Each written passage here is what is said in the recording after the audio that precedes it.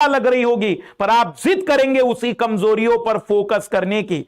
पहचानिए कि कहां कमी रह रही है, पहचानिए कि कहां पर हम पिछड़ रहे हैं, पहचानिए कि कौन सी चीजें जो हमें आगे आने से रोक रही है, और उन्हें खत्म करते चलिए। यही वो समय है जब आप अपनी ऊर्जाओं को एक साथ जमा करके उन परिस्थितियों में भी पढ़ने के लिए अपने आप को तैयार कर सकते हैं जहां एक सामान्य विद्यार्थी भाग जाता है, पढ़ाई छोड़ देता है। यही तो वो समय है जिसका इंतजार तुम कर रहे थे कि जिन खराब परिस्थितियों में भी तुम अपने आप को आगे बढ़ाने की ताकत रख सकते हो। आज अगर तुम डीएम या एसपी होते तो भी तुम एक फ्रंट पर्सन के रूप में पूरे डिस्ट्रिक्ट में वही काम संभालने होते जो आज सबसे कठिन माने जा रहे हैं। तो आज तो तुम्हारे पास उतनी कठिनाइयां भी नहीं है, तो किस बात से पिछड़ रहे हो, किस बात से डर रहे हो? कोई व्यक्ति खो दिया है तो उनके लिए कुछ बेहतर करने की सोचो। अगर तुम्हारा अपना कुछ खो गया है तो उनको बेहतर परिणाम दिखाने की सोचो।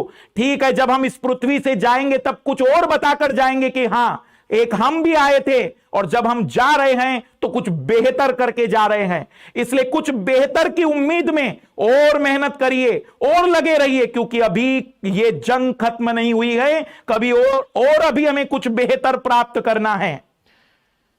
जो 2022 वाले विद्यार्थी हैं उन्हें भी मैं बता दूं, और 21 वाले विद्यार्थियों को बता दूं, पढ़ाई कंटिन्यू रखनी है तो डिसिप्लिन लाइएगा, निरंतर पढ़ते चलिएगा, समय फिक्स कर दीजिए। अगर टाइम बड़ा लग रहा है, दिन बड़ा लग रहा है, रात बड़ी लग रही है, तो टाइम को डिवाइड कर दीजिए। 2 घंटे, 3 घंटे, 4 स्लॉट बना दीजिए, 5 स्लॉट बना दीजिए, 2.5 घंटे के 5 स्लॉट बनाइए। देखिए तो सही, 12.5 घंटे शरीर जब पढ़ता है तो मानसिक रूप में कैसी थकावट आती है। अगर टाइम बहुत लंबा लग रहा है तो 15 घंटे की पढ़ाई कर रहे हो, 3-3 घंटे के 5 स्लॉट बना दीजिए।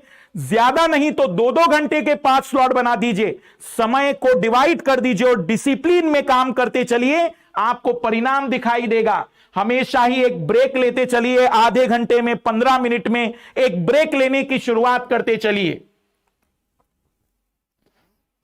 अपनी तैयारी को बार बार जांचते चलिए, छोटे छोटे टेस्ट देते रहिए, पुराने वर्षों के सवालों को हल करते चलिए, ताकि आपके अंदर का मोटिवेशन बरकरार रहे। एक समय पर एक ही काम करिए। खाना खा रहे तो पूरी तरह से खाने पर फोकस रखिए, और पढ़ रहे तो केवल पढ़ते चलिए। अपने आप को चैलेंज दीजिए कि अगर आज की पढ़ाई 10 घंटे की हुई है तो कल मैं 11 घंटे करके दिखाऊंगा, और अगर आज 11 घंटे हुआ है तो कल मैं 11 घंटे 30 मिनट पढ़ाई करके दिखाऊंगा। एक समय वो भी तो रिकॉर्ड बनाइए कि लगातार आप 18 घंटे पढ़ते चले, लगातार 24 घंटे का रिकॉर्ड बना दिया आपने।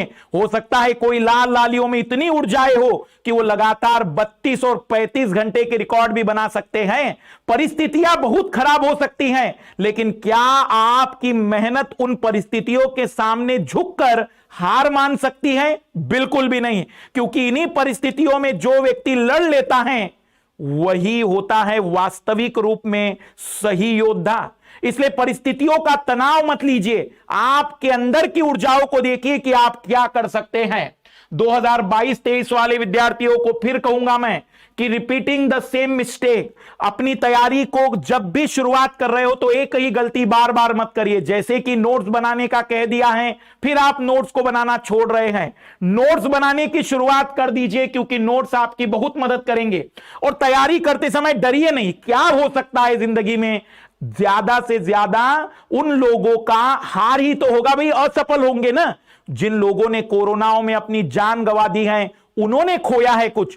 तुम क्या खोने वाले हो? एक परीक्षा में फेल होना कोई जिंदगी में खोना थोड़ी है, क्योंकि वो भी तो एक अपने आप में एक नया तजुर्बा है, वो भी तो अपना एक अलग सा अनुभव रहेगा। इसलिए फियर का अब तो डर खत्म हो जाना चाहिए, क्योंकि अब हम इतने डर चुके हैं कि डर से भी डरना बंद हो जाना चाहिए। इसलिए अब फियर को खत्म करिए। हर चीज बेहतर नहीं हो सकती है, लेकिन आप अपने स्तर का बेस्ट तो दे सकते हैं।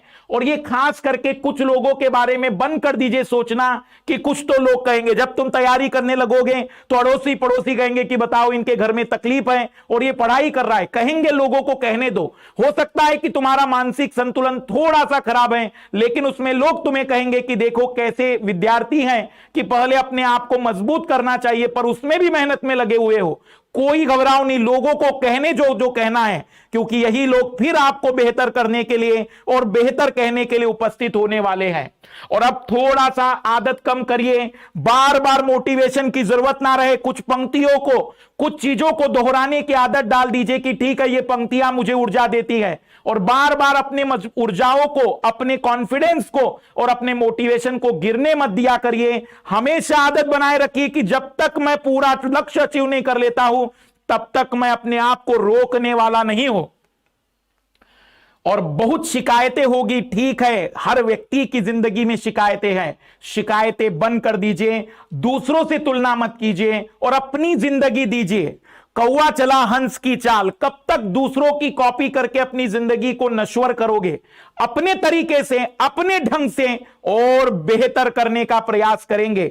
सभी लाल लालियों से बस मेरी एक ही रिक्वेस्ट है, इन परिस्थितियों में अपने आत्मविश्वास को मत खोइए। बस मैं उन लोगों के समक्ष आप लोगों को रखना चाहूंगा जिन्हें प्रतिदिन अस्पताल जाकर अपनी ड्यूटी देनी है, और अगर इस समय वह इतनी ऊर्जा के साथ जा सकते हैं तो क्या घर पर बैठकर अपनी ऊर्जाओं को एक सकारात्मक कार्यों में नहीं बदल सकते हैं? ये अपने आप